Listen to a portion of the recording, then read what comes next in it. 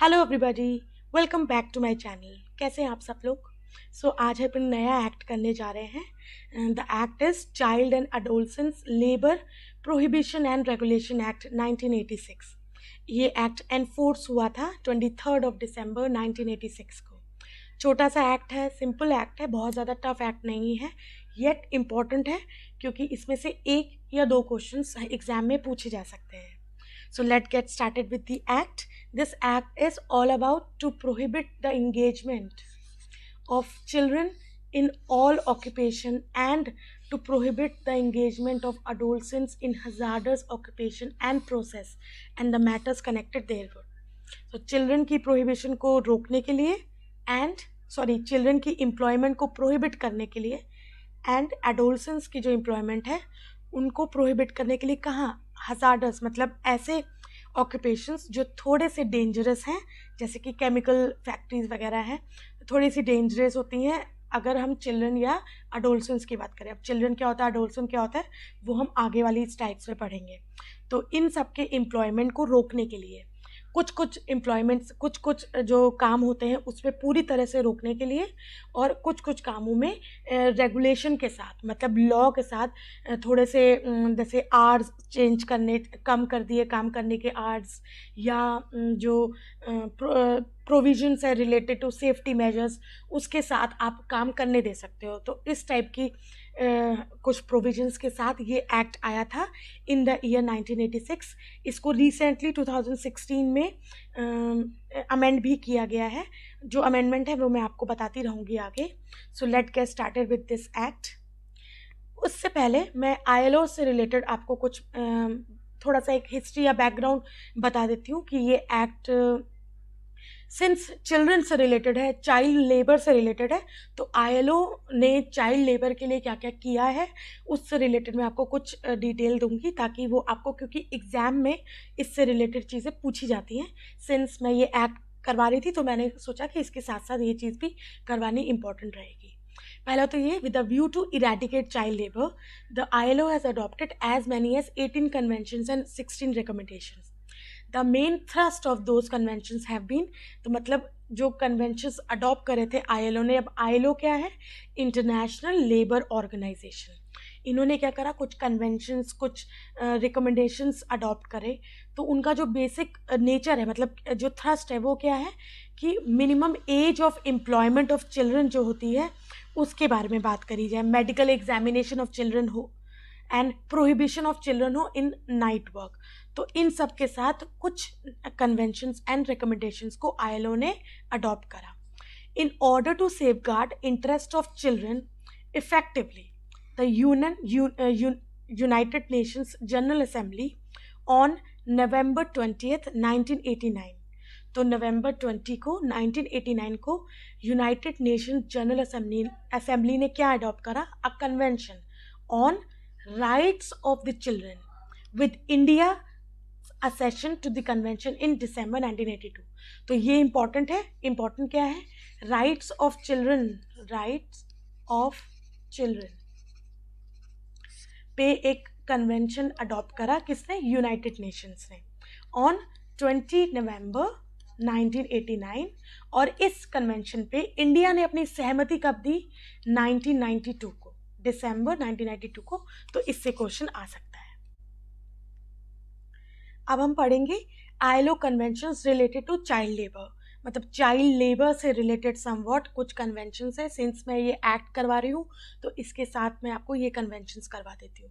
तो सबसे पहला कन्वेंशन जो आईएलओ ने अडॉप्ट करा था, not only in child labour, इन वैसे ही जो 1919 को आईएलओ बना था, इस्टेब्लिश हुआ था, और उसी समय ही सबसे पहला कन्वेंशन जो आईएलओ ने अडॉप्ट करा था वो था hours of work in industry convention number 1।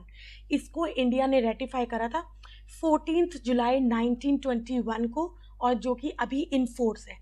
Ratify करने का मतलब होता है कि आपने इस कन्वेंशन से रिलेटेड जितनी भी प्रोविजंस हैं, जो आईएलओ के प्रोविजंस है, जो आईएलओ ने कन्वेंशन अडॉप्ट करा है, इस कंट्री ने मतलब इंडिया ने इसको रेटिफाई कर दिया है। मीन्स कहीं ना कहीं आपने सहमति दी है कि हाँ, हम ये प्रोविजंस को अपनी कंट्री में भी अप्लाई करेंगे। Now minimum age conventions in industry, तो इंडस्ट्री में मिनिमम एज कितनी होनी चाहिए ऑफ एम्प्लॉयमेंट, उससे रिलेटेड कन्वेंशन था जो कि ईयर 1919 में अडॉप्ट करा था, और नंबर था 5। तो ये नंबर बहुत इंपॉर्टेंट है, ये पूछा जाता है कभी कभी। ऐसा आता है कि आईएलओ ने सबसे पहला कन्वेंशन कौन सा अडॉप्ट करा था, तो answer would be hours of work industry. तो पूरा का पूरा जो कन्वेंशन है इसको आप एज इट इज़ याद करिएगा। कभी कभी होता है hours of work in certain, मतलब कोई दूसरा सेक्टर यूज़ करके आप कन्वेंशंस आते हैं, कभी कभी बहुत से कन्वेंशंस हैं आईएलओ के, लेकिन अभी मैं आपको बस इम्पॉर्टेंट बता रही हूँ, इस एक्ट से मिलते जुलते कन्वेंशंस बता रही हूँ। तो ऐसे क्वेश्चन आते हैं जैसे कि आपसे सबसे पहला कन्वेंशन पूछ लेंगे, या ये पूछ लेंगे hours of work industry convention 1919 का जो कन्वेंशन है वो कौन से नंबर का कन्वेंशन है, तो इस टाइप के क्वेश्चन आते हैं। Minimum age convention industry number 5, ये कब इंडिया ने रेटिफाई करा था, 9 सितंबर 1955 को। तो जो रेटिफाई की डेट है इसको भी बहुत इंपॉर्टेंट है, प्लीज़ अच्छे से याद करिएगा। Then forced labour convention number 29, since force labour convention कहीं ना कहीं बॉन्डेड लेबर, अगर आप लोगों ने पढ़ा भी होगा I think, bonded labour act है, तो बॉन्डेड लेबर एक्ट से रिलेटेड है ये कन्वेंशन। लेकिन चिल्ड्रन के साथ मैं इसलिए बता रही हूँ क्योंकि कभी कभी चिल्ड्रन के साथ भी यही होता है, फोर्स लेबर काइंड ऑफ होता है। तो फोर्स लेबर कन्वेंशन नंबर 29, इससे क्वेश्चन आ भी चुका है एक बार। इसको इंडिया ने रेटिफाई करा था 30 नवंबर 1954 को। Then abolition of forced labour convention 1957, ये था नंबर 105। अबॉलिशन, अब देखो फोर्स्ड लेबर कन्वेंशन है number 29, abolition of force labour convention है नंबर 105। तो इन दोनों में कंफ्यूजन ना हो, अच्छे से याद करिएगा। ये इंडिया ने इस कन्वेंशन को अभी हाल ही में रेटिफाई करा है ईयर 2018 में, और अभी रिसेंट में जो कन्वेंशन रेटिफाई हुआ है बाय इंडिया वो है worst form of child labour convention, 1999 को ये आईएलओ ने अडॉप्ट करा था। इसका नंबर है 182, और इंडिया ने इसको अडॉप्ट करा है या रेटिफाई करा है, I am so sorry, on 13 जून 2017। ये सारे इन फोर्स हैं। कभी कभी आपसे ये क्वेश्चन पूछा जा सकता है, आपको बहुत सारे एक्ट कन्वेंशंस दे देंगे और आपसे पूछेंगे इनमें से कौन सा कन्वेंशन अभी भी इंडिया ने रेटिफाई नहीं करा है, तो इस टाइप के जो क्वेश्चंस है वो भी आ सकते हैं। तो अभी मैं नेक्स्ट वीडियो जो आएगी वो आईएलओ से कन्वेंशन जो है, आईएलओ कन्वेंशंस इंपॉर्टेंट, सारे नहीं, जो लेबर लॉ से रिलेटेड कन्वेंशंस हैं वो मैं आपको एक वीडियो में पढ़ा दूंगी, जिसमें ये सारी चीज़ें होंगी कि इंडिया ने कौन से रेटिफाई करे हैं, कौन से नहीं करे हैं, और जो बेसिक 8 जो कन्वेंशंस हैं आईएलओ के, जो जिसको हम बोलते हैं फंडामेंटल कन्वेंशंस, वो भी बहुत इंपॉर्टेंट है। तो उसको इसके बाद जो नेक्स्ट वीडियो आएगी वो मैं आपको वाली कराऊंगी। तो अब हम स्टार्ट करते हैं child labour act with the definitions. Section 2 definitions. I hope आपको इससे पहले वाली जो स्लाइड्स थी उसकी जो सारी चीज़ें समझ में आ गई होंगी। सबसे पहली है अडोल्सन। अडोल्सन्स किसको कहते हैं? Means a person who has completed his 14 years of age but has not completed 18 years of age. तो अडोल्सन चाइल्ड लेबर के एक्ट, जो चाइल्ड लेबर एक्ट है उसके हिसाब से अडोल्सन कौन सा है? जिसने 14 साल की उम्र ख़त्म कर ली है, मतलब 14 साल से बड़ा है लेकिन 18 साल से कम है। देखिए कहीं कहीं पर अडोल्सन्स को बोला गया है 15 से ज़्यादा, 18 से कम, तो ये ध्यान रखना आप। चाइल्ड लेबर में 14 और 18 का जो एज है वो है कि 14 से ज़्यादा होना चाहिए, 18 से कम होना चाहिए।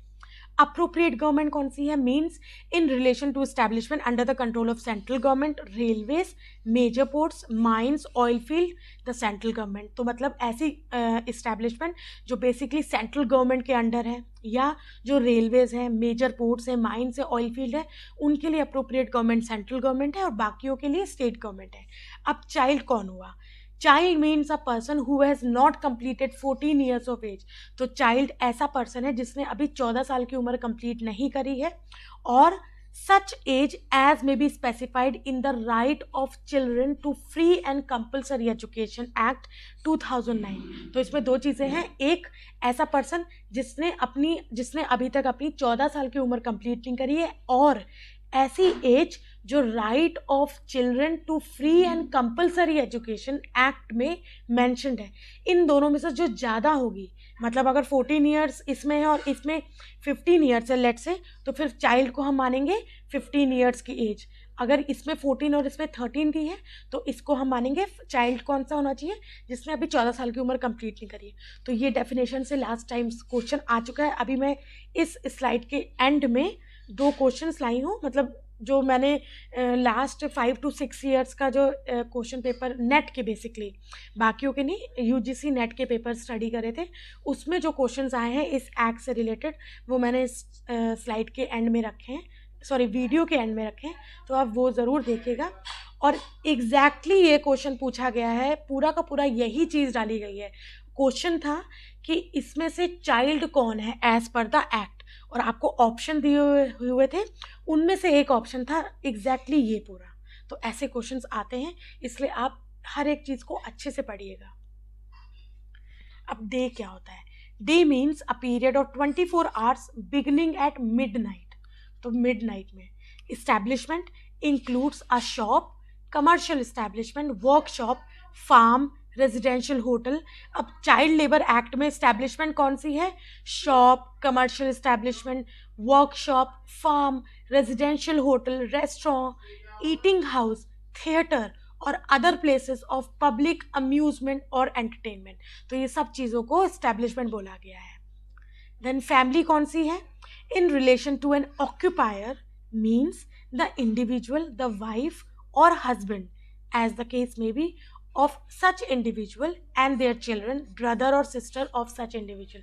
तो अगर फैमिली की बात करी जाए तो एक वाइफ, हस्बैंड, उनके चिल्ड्रन और भाई और बहन, मतलब उनके ब्रदर एंड सिस्टर को फैमिली बोला गया है। ऑक्यूपायर कौन होता है?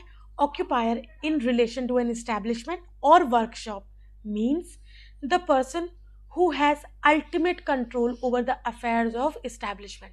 तो ऐसा पर्सन जिसके पास अल्टीमेट कंट्रोल है ओवर द अफेयर्स, मतलब एक इस्टेब्लिशमेंट या वर्कशॉप के जितने भी अफेयर्स हैं, जितने भी काम हैं, उसका अल्टीमेट कंट्रोल जिस किसी की पर्सन के पास है उसको हम ऑक्यूपायर बोलेंगे। वीक, मतलब वीक को हम कौन से डे को या कौन से पीरियड को वीक मानेंगे? Means a period of 7 days beginning at the mid night on Saturday night. Saturday night की मिड नाइट को जो स्टार्ट होता है वहाँ से हम 7 days का जो पूरा टाइम पीरियड है उसको हम एक हफ्ता मानेंगे, 7 days। मैं इस पर इसलिए जोर दे रही हूँ क्योंकि इससे क्वेश्चन आ सकता है, आपसे पूछ लेंगे वीक क्या होता है, यहाँ पर mid night on Saturday, mid night on Sunday, mid night on Friday, ऐसे करके आपको क्वेश्चन दे देंगे। और इसमें क्या लिखा है? या ऐसी कोई नाइट जो इंस्पेक्टर ने अप्रूव करी हो, तो हम उसको वहाँ से मानेंगे कि वीक स्टार्ट होता है, 7 days का जो वीक है वो स्टार्ट होता है। तो मतलब सैटरडे मिड नाइट, मतलब जब रात के 12 बजे के बाद का जो टाइम होता है, जो संडे जब लग जाता है तो वहाँ से वीक स्टार्ट हो जाता है। Part 2, prohibition of employment of children in certain occupations and processes. No child shall be employed or permitted to work in any occupation or process। किसी भी चाइल्ड को परमिशन नहीं है कि वो कहीं एम्प्लॉय हो किसी भी ऑक्यूपेशन में या प्रोसेस में। But nothing in subsection 1 shall apply. लेकिन सबसेक्शन 1 में जो चीज़ें दी हैं वो यहाँ अप्लाई नहीं करेंगी। क्या है? Where the child help his family, जहाँ पर चाइल्ड अपनी फैमिली को हेल्प कर रहा है, फैमिली बिजनेस को हेल्प कर रहा है, which is other than any hazarded, लेकिन वो बिजनेस कोई हजार्डस ऑक्यूपेशन या प्रोसेस में नहीं आता है जो इस एक्ट की शेड्यूल में मेंशन है। इस एक्ट में एक शेड्यूल है जिसमें 3 ऑक्यूपेशंस दे रखे हैं। उन ऑक्यूपेशंस के अलावा कोई भी अगर बिजनेस है उसमें अगर वो चाइल्ड काम कर रहा है, अपनी फैमिली को हेल्प कर रहा है, तो फिर सबसेक्शन 1 वहाँ अप्लाई नहीं होगा। और जाहिर सी बात है आफ्टर स्कूल या वेकेशंस में, मतलब वर्किंग डेज में नहीं, ये नहीं कि अपने स्कूल का नागा करके, मतलब स्कूल डेज हैं लेकिन फिर भी वो काम कर रहा है, ऐसा नहीं। स्कूल के बाद और छुट्टियों में, या ऐसा कोई जगह जहाँ पर चाइल्ड एज अ आर्टिस्ट काम कर रहा है। सिंस ये एक्ट 2016 में क्या हुआ था, अमेंड हुआ था। तो इसको मतलब यहाँ पर जो आर्टिस्ट वाला है, जैसे कि टीवी सीरियल्स या ऑडियो विजुअल एंटरटेनमेंट, इस चीज़ को उस समय नया अमेंड करके प्रोविजंस को इंक्लूड किया गया था। where the child works as an as an artist in audio visual entertainment industry, मतलब एक आर्टिस्ट के तौर पे एंटरटेनमेंट इंडस्ट्री में काम कर रहा है, including advertisements, films, television series or any such and other entertainment or sports activities except circus, subject to such other conditions and safety measures. तो पूरा सेफ्टी मेजर्स के साथ अगर वो चाइल्ड वर्क कर रहा है एज अ आर्टिस्ट, कहाँ, किसी भी ऑडियो विजुअल इंडस्ट्री में, entertainment industry, including advertisements, films, television serials और ऐसी कोई एंटरटेनमेंट इंडस्ट्री या स्पोर्ट्स एक्टिविटी, बट वो सर्कस नहीं होना चाहिए। तो ये इंपॉर्टेंट है। और उसके साथ साथ सारे सेफ्टी मेजर्स को ध्यान में रख के वो काम कर रहा हो। Provided that no such work under this clause shall affect the school education of child। तो ऐसा कोई भी काम भले ही इस चीज़ में दिया हो लेकिन वो स्कूल एजुकेशन पे अफेक्ट ना करे। तो ये जो एक्ट है इसका बेसिक जो मोटिव था वो क्या था, ये एक्ट का बेसिक मोटिव ये था कि अगर चाइल्ड फिल्म इंडस्ट्री में काम कर रहा है, टेलीविज़न सीरियल्स में काम कर रहा है, एडवर्टाइजमेंट में काम कर रहा है, स्पोर्ट्स वगैरह में है, लेकिन वो अपने स्कूल का जो एजुकेशन है वो हैम्पर ना हो, वो डिस्टर्ब ना हो, उसके बाद आफ्टर स्कूल या वेकेशंस में वो यहाँ काम कर सकता है। बट इन सब चीज़ों में सर्कस को इंक्लूड अभी भी नहीं किया गया है। तो अगर ऐसा क्वेश्चन आए तो सर्कस वर्ड ध्यान में रखिएगा, सर्कस अगर है तो वो ऑप्शन नहीं होगा। Explanation, for the purpose of this section, the expression family in relation to child means, अब family का अगर मतलब है तो children, मतलब एक child के लिए उसकी family कौन हुई, उसकी mother, father, उस child का भाई, brother, उसकी sister, उसके father की sister and brother, उसकी mother की sister and brother। तो ये एक child के लिए family है। family enterprise क्या है, means any work, profession, manufacture or business which is performed by the members of family with engagement of other person। तो मतलब family members जो perform कर रहे हो, जो business कर रहे हो और दूसरे लोगों के साथ कर रहे हो, basically family members का ही business हो। Artist कौन हुआ, means a child who performs or practices any work as a hobby or profession directly involving him as a actor, a singer, sports person or in such other activity as may be prescribed relating to industry or sports activities। Section 3A, prohibition of employment of adolescents in certain hazardous occupation and process। No adolescent shall be employed or permitted to work in any of the hazardous occupation and process set forth in the schedule। schedule जो है एक ही schedule है जो amend हुआ था और उसमें अब पहले 83 एम्प्लॉयमेंट्स थी, अब उसको शॉर्टन करके टोटल 3 पे ले आए हैं। और वो 3 एम्प्लॉयमेंट के अलावा उन 3 एम्प्लॉयमेंट्स में जो अडोल्सन है उसको एम्प्लॉय करने का परमिशन नहीं है, प्रोहिबिशन है। Provided that the central government may by notification specify the nature of non hazardous work to which an adolescent may permit. तो सेंट्रल गवर्नमेंट के पास ये पावर है कि वो नोटिफिकेशन के थ्रू ये स्पेसिफाई कर सकती है कि नॉन हजार्डस वर्क का नेचर क्या होना चाहिए जिसमें अडोल्सन को परमिशन दी जा सकती है काम करने के लिए। Power to amend schedule, section 4, the central government after giving notification in the official gazette not less than 3 months, तो सेंट्रल गवर्नमेंट 3 month के नोटिस, एटलीस्ट 3 month का नोटिस देने के बाद क्या कर सकती है, कौन सा नोटिस, कि वो कोई भी स्केड्यूल को मतलब अमेंड कर रही है, वो उसमें हजार्डस ऑक्यूपेशन को इंक्लूड कर सकती है या एक्सक्लूड कर सकती है। तो ये पावर किसके पास है, सेंट्रल गवर्नमेंट के पास। और मतलब 3 महीने के नोटिस देने के बाद ही उसको ये अमेंडमेंट करना पड़ेगा। तो ये 3 months वाला जो टाइम पीरियड है इसको गौर करिएगा, इसको ध्यान में रखिएगा, क्वेश्चन यहाँ से भी आ सकता है। Technical advisory committee, section 5, the central government में constitute an advisory committee to be called the technical advisory committee, hereafter in this section referred to as committee to advise the central government for the purpose of addition of occupation and process. तो central government एक advisory committee constitute कर सकती है जिसको कहा गया है technical advisory committee, और उसका मतलब क्या क्यों बनाई गई है, ताकि वो एडवाइस कर सके सेंट्रल गवर्नमेंट को कि कौन कौन से ऑक्यूपेशंस एंड प्रोसेस को ऐड करना चाहिए एक जो इस एक्ट में स्केड्यूल दिया हुआ उसमें. The committee shell consist of chairman and such other members not exceeding 10. तो chairman plus not more than 10 members. तो चेयरमैन के साथ 10 members होने चाहिए. As may be appointed by central government. The committee shall meet as often as it considered necessary.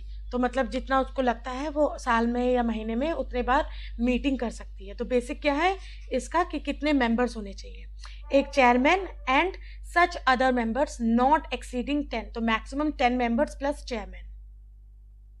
The committee में if it deems necessary constitute one or more सब committees. तो वो committee जो अभी हमने पढ़ा टेक्निकल एडवाइजरी कमेटी, वो अपने अंडर एक या एक से ज़्यादा सब कमिटीज भी कॉन्स्टिट्यूट कर सकती है.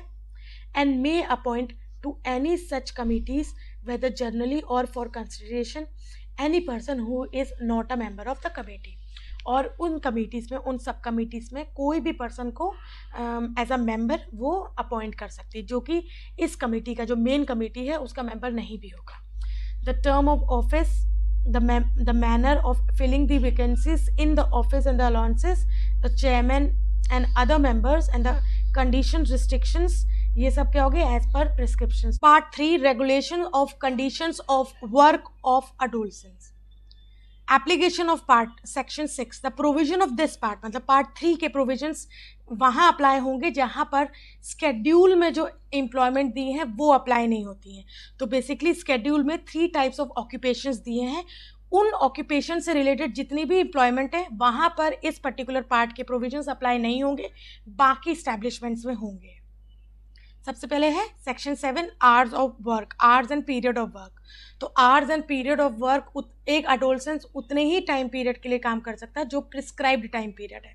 अब प्रिस्क्राइब्ड टाइम पीरियड का है क्या है, the period of work on each day shall be so fixed. Period of work कुछ इस तरह फिक्स होना चाहिए कि नो पीरियड शैल एक्सीड 3 hours. मतलब जो भी पीरियड है वो 3 घंटे से ज़्यादा नहीं होना चाहिए. And no adolescent shall work, किसी भी अडोलसेंट को 3 घंटे से ज़्यादा काम करना अलाउड नहीं है बिफोर इससे पहले. मतलब ऐसा है अगर कोई अडोलसेंट है तो वो लगातार केवल 3 घंटे काम कर सकता है, उसके बाद उसको 1 घंटे का रेस्ट पीरियड देना ही पड़ेगा, उसके बाद वो काम करेगा. तो मतलब लगातार वो 3 घंटे से ज़्यादा काम नहीं कर सकता, उसको 3 घंटे के बाद एक 1 hour का रेस्ट इंटरवल देना पड़ेगा. तो ये चीज़ ध्यान रखना, इससे क्वेश्चन आ सकता है. The period of work of adolescent shall be so arranged that inclusive of its interval of rest.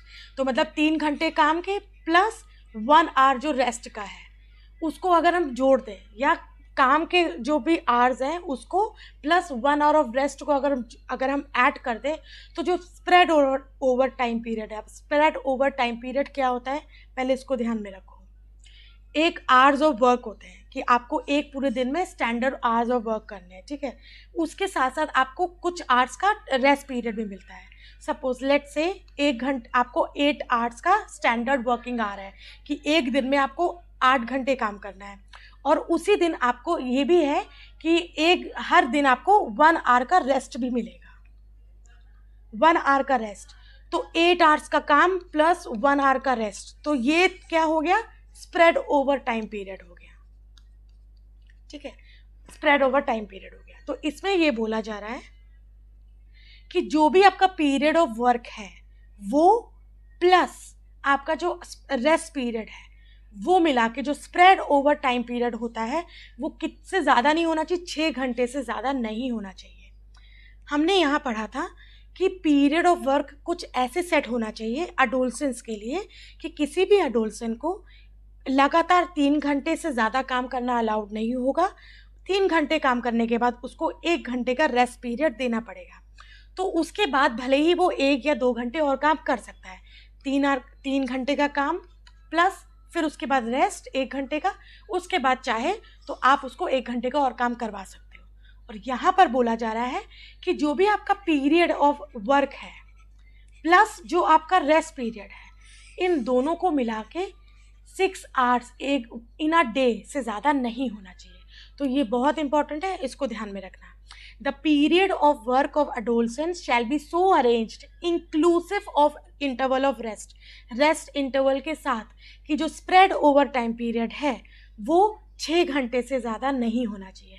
That means कि आप एक adolescent को मैक्सिमम 5 आवर्स काम करवा सकते हो प्लस 1 आवर का आपको रेस्ट देना पड़ेगा।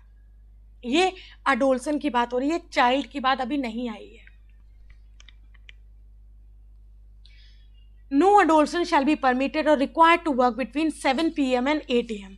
तो शाम के 7 बजे से सुबह के 8 बजे के बीच में उनको काम करना अलाउड नहीं है, प्रोहिबिटेड है। No adolescent shall be allowed or permitted to work overtime.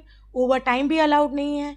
हाँ, आप ये भी ध्यान रखना, कभी कभी आपको वैसे स्प्रेड ओवर की डेफिनेशंस नहीं आती है। जनरली स्प्रेड ओवर का मतलब होता है जो भी आपको ओवर टाइम है, जो भी रेस्ट इंटरवल है और जो स्टैंडर्ड वर्किंग आवर्स है, वो सब मिला के आपको वो स्प्रेड ओवर बोला जाता है।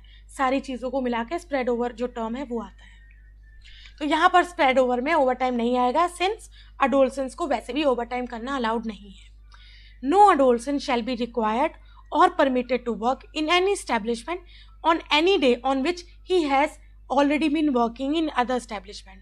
अब ये क्यों कहा गया है कि किसी भी adolescent को अगर एक दिन एक पर्टिकुलर डे उसने एक इस्टेब्लिशमेंट में काम कर लिया है तो उसी दिन वो दूसरी इस्टेब्लिशमेंट में काम नहीं करेगा। ऐसा इसलिए बोला गया है कि उसको जनरली ही उसको जो टाइम पीरियड है उसका वो बहुत कम है।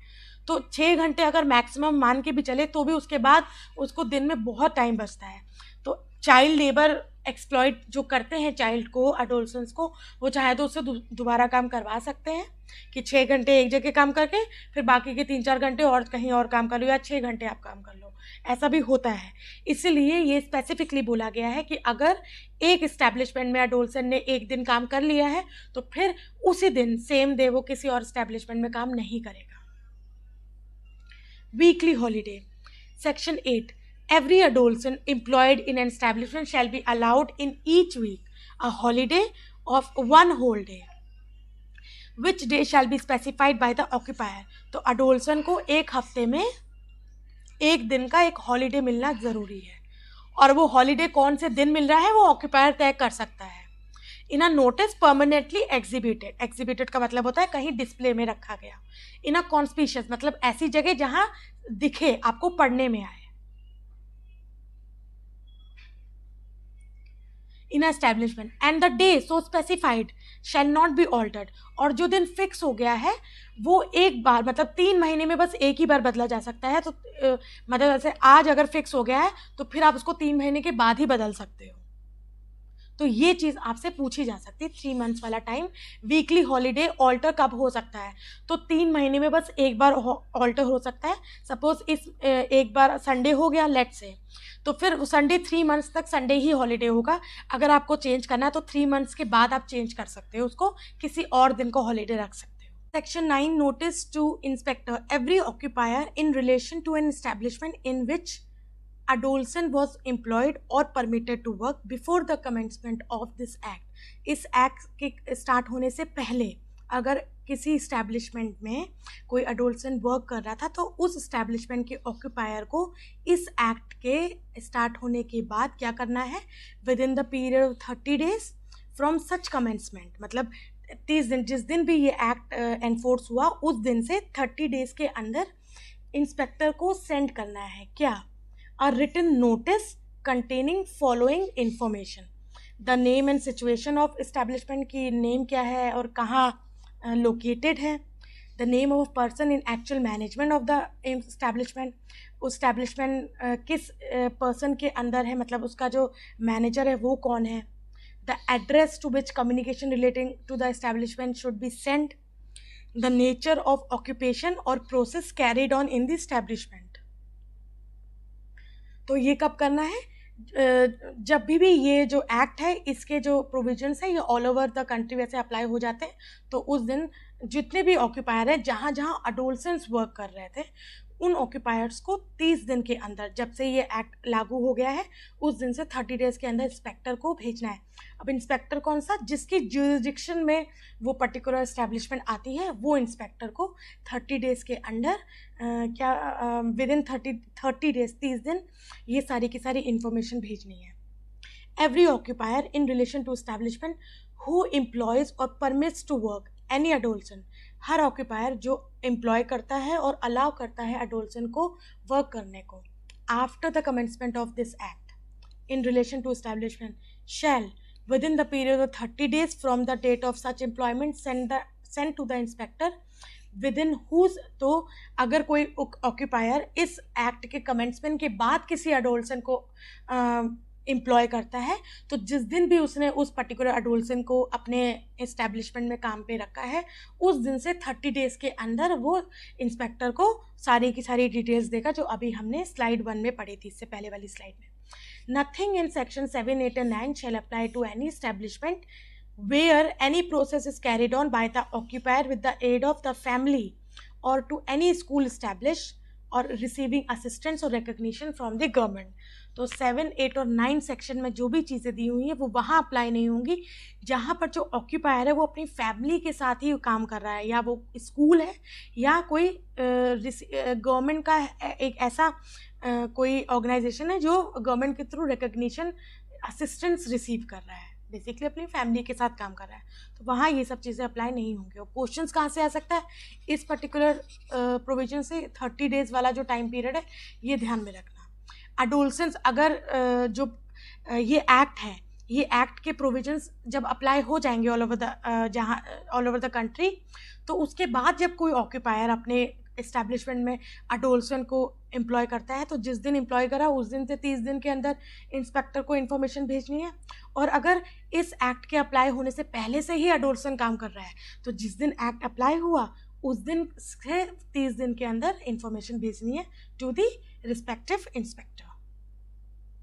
Dispute as to age, section 10, if any question arises between inspector and occupier as to the age of any adolescent, अगर कोई क्वेश्चन अराइज होता है, कोई डिस्प्यूट अराइज होता है इंस्पेक्टर और ऑक्यूपायर के बीच एज से रिलेटेड, जो अडोल्सन है उसकी एज से रिलेटेड, तो उसमें the question shell in the absence of certificate, और अगर सर्टिफिकेट भी नहीं है जो ये सर्टिफाई कर सके कि वो सर्टन एज को बिलोंग करता है, तो उस केस में क्या होगा, और ये सर्टिफिकेट बेसिकली देता कौन है, मेडिकल अथॉरिटी देती है। तो जो क्वेश्चन है वो किसके पास चला जाएगा, referred by the inspector to the medical authority. तो मतलब जो डिसीजन बेसिकली होगा वो मेडिकल अथॉरिटी का होगा कि जो अडोल्सन है वो सर्टन अडोल्सन वाली एज में फॉल करता है कि नहीं करता है। तो ये आप ध्यान रखना, इससे क्वेश्चन आ सकता है कि अगर ऐसा कोई क्वेश्चन, ऐसा कोई डिस्प्यूट या क्वेश्चन अराइज हो इंस्पेक्टर और ऑक्यूपायर के बीच में, किससे रिलेटेड, अडोल्सन जो वहाँ काम कर रहा है उनकी एज से रिलेटेड, और तब जबकि उसके पास कोई सर्टिफिकेट भी नहीं है जो ये सर्टिफाई कर सके कि वो सच एज को बिलोंग करता है, तो ऐसे केस में जो इंस्पेक्टर है वो किसको रिफ़र करेगा, पूरा का पूरा मामला मेडिकल अथॉरिटी को, और वही डिसाइड करेगी। Maintenance of registers, they shall be maintain by every occupier in respect of adolescents employed or permitted to employ a register to be available for inspection। Register maintain करने की ज़रूरत है, और कौन मेंटेन करेगा, ऑक्यूपायर मेंटेन कर रहा है, तो ये ध्यान रखना, रजिस्टर कौन मेंटेन कर रहा है, ऑक्यूपायर, और उस पर क्या क्या चीज़ें होंगी, अडोल्सेंस के बारे में सारी डिटेल्स होंगी ताकि वो जो रजिस्टर है इंस्पेक्शन में काम आ सके टू द इंस्पेक्टर। उसमें नेम और डेट ऑफ बर्थ दी होगी अडोल्सन की, आवर्स और पीरियड ऑफ वर्क, मतलब कितने घंटे काम कर रहा है, क्या काम कर रहा है, नेचर ऑफ वर्क, और सारे other particulars. The appropriate government may by notification in the official gazette make rules for health and safety of the adolescents employed। तो हेल्थ और सेफ्टी से रिलेटेड जितने भी रूल्स हैं वो कौन मतलब बनाएगा, appropriate government. Without prejudice to the generality of foregoing provisions the said rules में प्रोवाइड फॉर ऑल और any of the following matters. तो हेल्थ और सेफ्टी से रिलेटेड कौन कौन से मैटर्स हैं उसको देखते हैं हम। ये सारे हैं, cleanliness of the place, disposal of waste and effluents, ventilation, dust and fume, artificial humidification, lighting, drinking water, latrine and urinals, spittoons, fencing of machinery, work at or near the machinery in motion, employment of adolescent on dangerous machine, instructions of training and supervision, device for cutting of power, self-acting machine, easing of new machinery, floor, stairs, means of access, pits, sumps, opening in floors, protection of ice, explosive, inflammable, dust, gas, etc., precautions in case of fire, maintenance of building, safety of building and machinery. इन सबसे related जो भी rules and regulation है वो कौन बनाएगा? Appropriate government. Now part 4, miscellaneous. Penalties. Whoever employ any child or permit any child to work in contravention of the provision of section 3, जो कोई भी किसी भी चाइल्ड को एम्प्लॉय करता है या चाइल्ड से काम करवाता है सेक्शन 3 के प्रोविजंस के अगेंस्ट, तो उसको कितना पनिशमेंट मिलेगा? Shall be punishable with imprisonment for a term which shell not be less than 6 months. Minimum 6 महीने की जेल हो सकती है, जिसको 2 साल तक बढ़ाया जा सकता है. फाइन पड़ सकता है 20,000 का, और जिसको 50,000 रुपीज़ तक का बढ़ाया जा सकता है. प्रोवाइडेड दैट द पेरेंट और guardian of such children shell not be punished unless they permit such child for commercial purpose.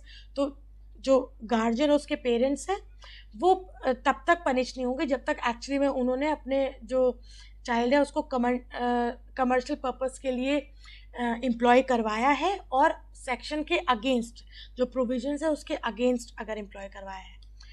Whoever employs any adolescent or permit any adolescents to work in contravention of the provision of section 3A, जो कोई भी किसी adolescent को permit करता है काम करने के लिए या एम्प्लॉय करता है किसके अगेंस्ट? सेक्शन 3A के प्रोविजंस के अगेंस्ट, उसको कितने साल की सज़ा होगी? मिनिमम 6 मंथ्स, जो कि 2 साल तक बढ़ाई जा सकती है, और फाइन पड़ सकता है 20,000 से 50,000 रुपीज़ तक का. Provided that parents or guardians of such adolescent shall not be punished unless they permit such adolescent to work in contravention. The parent or guardian of any child or adolescent referred to in section 3 and 3A shall not be liable for punishment in case of first offence. तो पहली बार अगर offence होता है तो उस case में parents और guardians को punishment नहीं होगा. Whoever having been convicted of offence under section 3 and 3A commits the offence afterwards, जो एक बार पहले ही सेक्शन 3 और 3A में कन्विक्ट हो चुका है, उसको सज़ा हो चुकी है, अगर वो दोबारा से वो सेम ऑफेंस करता है तो उसको एटलीस्ट 1 ईयर तक की जेल हो सकती है, जो कि 3 साल तक बढ़ाई जा सकती है.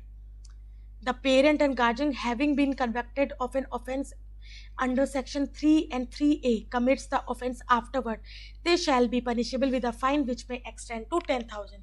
और अगर पेरेंट्स और उसके गार्जियन, बच्चे के अडोलसेंट के गार्जियन को, अब बच्चे या अडोलसेंट के गार्जियन दोबारा से वो क्राइम करते हैं, वो ऑफेंस करते हैं, पहला ऑफेंस उनका माफ़ हो जाएगा, लेकिन अगर वो आफ्टरवर्ड दोबारा से क्राइम ऑफेंस कर रहे हैं तब, और किसके अगेंस्ट, मतलब सेक्शन 3 एंड 3A के प्रोविजंस के अगेंस्ट कर रहे हैं, तब उनको 10,000 रुपीज़ तक का फाइन पड़ सकता है. Whoever fails to comply with or contravenes any provision of this act, जो कोई भी इस एक्ट के प्रोविजंस के अगेंस्ट काम करता है या अबाइड बाय नहीं करता है रूल्स एंड रेगुलेशंस को, they shall be punishable with simple imprisonment which may extend to 1 month. तो 1 मंथ तक की जेल हो सकती है और 10,000 रुपीज़ तक का फाइन पड़ सकता है, या दोनों हो सकते हैं. Child and Adolescent Labor Rehabilitation Fund, Section 14B. The appropriate government shall constitute a fund in every district or for 2 or more districts to be called the Child and Adolescent Labor Rehabilitation Fund. तो appropriate government किसी एक district या एक से ज़्यादा, मतलब 2 या 3 district के लिए कोई एक फंड क्रिएट कर सकती है, कॉन्स्टिट्यूट कर सकती है, और उसको क्या बोला जाएगा? Child and adolescent labour rehabilitation fund. To which the amount of the fine realized from the employer of the child and adolescent within the jurisdiction of such district or district shall be credited. और उस fund में कौन सा amount जाएगा? जो अभी हमने offences पढ़े उसमें जो फाइन्स मांगे जाते हैं एम्प्लॉयर से, वो जो अमाउंट इकट्ठा होगा उसको हम इस फंड में क्रेडिट करेंगे. The appropriate government shall credit an amount of 15,000 rupees to the fund for each child and adolescent for whom the fine amount has been credited. तो अप्रोप्रिएट गवर्नमेंट अपनी तरफ से 15,000 रुपये तक का अमाउंट उस फंड में क्रेडिट करवाएगी, मतलब हर चाइल्ड के लिए 15,000 का, जिस चाइल्ड के अगेंस्ट जो ऑफेंस हुआ है उस चाइल्ड के लिए। तो ये जो 15,000 वाला जो अमाउंट है, ये वाला प्रोविजन ध्यान रखना, ये अमाउंट के बारे में क्वेश्चन आ सकता है। और ये भी पूछा जा सकता है कि ये कौन क्रेडिट कराएगा 15,000 का, appropriate government, state government, central government, ऐसे करके। तो आंसर होगा अप्रोप्रिएट गवर्नमेंट क्रेडिट करवाएगी कितना, 15,000 rupees. The amount credited to the fund shall be deposited in such bank or invested in such manner as prescribed. The amount deposited or invested as the case may be, and the interest accrued shall be paid to the child or adolescent in whose favor such amount is credited. तो जिस child के लिए वो amount credit हुआ है उस fund में, तो वो फंड का जो अमाउंट है उसको इंटरेस्ट के साथ उस पर खर्च होना चाहिए उस पर्टिकुलर चाइल्ड पे, क्योंकि सिंस ये फंड क्या है, रिहेबिलिटेशन फंड है, तो जाहिर सी बात है इसमें जितना भी अमाउंट इकट्ठा होगा, चाहे वो ऑफेंस की राशि हो, मतलब जो ऑफेंस में जो फाइन वगैरह था वो हो, या अप्रोप्रिएट गवर्नमेंट ने जो क्रेडिट करा है 15,000 रुपीज़ या हो, या जो अमाउंट इकट्ठा हुआ अकाउंट में, उस अमाउंट के अगेंस्ट में जो इंटरेस्ट आ रहा है वो सारा अमाउंट हो, वो किसके लिए यूज़ होगा, वो चाइल्ड के लिए यूज़ होगा। Section 17, appointment of inspector. The appropriate government may appoint inspectors for the purpose of securing compliance with the provisions. तो इस particular act में कौन अपॉइंट कर रहा है इंस्पेक्टर्स को, अप्रोप्रिएट गवर्नमेंट अपॉइंट कर रही है। इंस्पेक्टर क्या देखेगा, ये देखेगा कि इस एक्ट के प्रोविजंस अच्छे से अप्लाई हो रहे हैं, कंप्लाई जो एम्प्लॉयर है, जो पेरेंट है, गार्जियन है, वो कंप्लाई कर रहे हैं कि नहीं कर रहे हैं। और उसकी जो अब इंस्पेक्टर होगा वो क्या होगा, shall be deemed to be the public servant within the meaning of IPC, Indian Penal Code. District magistrate to implement the provision, section 17A. The appropriate government may confer such power and impose such duties on district magistrate. Appropriate government कुछ powers and duties को district magistrate को भी सौंप सकती है, जो भी उसको लगता है ठीक है, टू एंश्योर द प्रोविजन, ताकि मतलब किस लिए, ताकि ये एंश्योरिटी हो सके कि वो प्रोविजंस इस एक्ट के अच्छे से कैरी हो रहे हैं कि नहीं। तो ये ड्यूटी फाइनली किसकी बनती है, DM की बनती है, कि वो देख सके कि इस एक्ट के प्रोविजंस अच्छे से अप्लाई हो रहे हैं कि नहीं हो रहे हैं।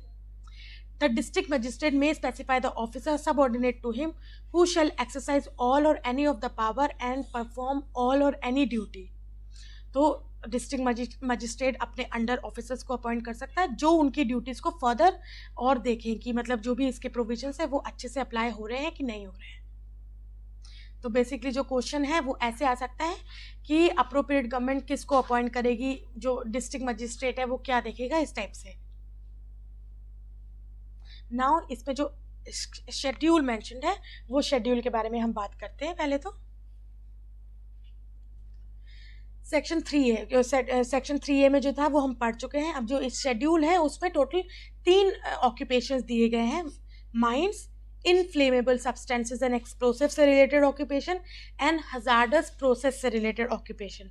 तो ये पहले 83 हुआ करते थे, फिर अमेंडमेंट के बाद इसको शॉर्ट करके 3 पे जीरो इन किया गया है। For the purpose of this schedule the hazardous process has the meaning assigned to it, has the same meaning assigned to it in clause CB of the factories. तो factories act 1948 में जो hazardous process को define किया गया है वही meaning यहाँ पर भी अप्लाई होता है। अगर हम इसकी पहले मतलब इस पर्टिकुलर जो शेड्यूल है, इससे पहले जो शेड्यूल थी उसकी बात करें तो मैं आपको बस थोड़ा सा एक बता देती हूँ इसके बारे में। उस शेड्यूल में एक ही शेड्यूल थी पहले भी, जिसमें बेसिकली 2 पार्ट्स थे,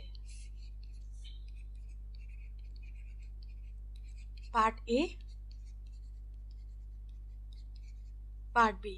पार्ट A में ऑक्यूपेशंस मेंशन थे एंड पार्ट B में प्रोसेस। तो यहाँ पर बहुत सारे ऑक्यूपेशन थे, यहाँ पर बहुत सारे प्रोसेस थे। तो इसी शेड्यूल को अमेंड करके अब 3 पे लाया गया है, जो कि है mines, inflammable substances and explosives and hazardous processes. I hope आपको ये चीज़ समझ में आई होगी। और अब हम चलते हैं, 2 क्वेश्चंस हैं। मैंने लास्ट 5 to 6 ईयर्स के यूजीसी नेट के बेसिकली क्वेश्चंस पे मैंने गई थी, तो मैंने वहाँ से 2 क्वेश्चंस लाई हूँ आप लोगों के लिए कि इस एक्ट से रिलेटेड कैसे क्वेश्चंस पूछे जाते हैं। तो ये 2018 में आई थिंक पूछा गया था। Child labour shall not be employed or permitted to work in any of the process in any workshop set forth in which part of the schedule attached to the child labor act। तो इसमें पूछा गया कि child labour act में जो schedule दी हुई है उसमें कौन से पार्ट में प्रोसेसेस का जिक्र हुआ है जिस प्रोसेस में चाइल्ड लेबर को एम्प्लॉय करना परमिशन नहीं थी। तो आंसर था पार्ट बी, क्योंकि पार्ट ए में ऑक्यूपेशंस है और ये अमेंडमेंट से पहले वाली शेड्यूल के बारे में बात हो रही है, अमेंडमेंट के बाद वाली नहीं। अब इसमें ये अभी रिसेंट है, आई थिंक 2020 में जो यूजीसी नेट का क्वेश्चन पेपर आया था उसमें था ये question. Which of the following statement is correct to define child age पर provisions of Child and Adolescent Labor Prohibition and Regulation Act 1986। तो इसमें से पूछा गया कि चाइल्ड की डेफिनेशन कौन सी है।